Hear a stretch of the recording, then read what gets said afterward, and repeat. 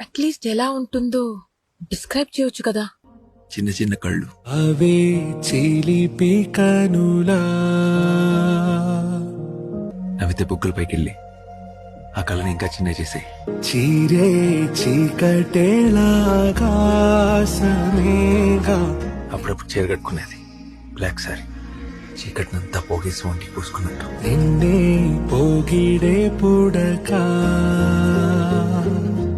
నల్లటి బొట్టు, అలా ఎగసే అలలా ఓ ముక్కు పుడక, చాయే ఇసుక మెరుపా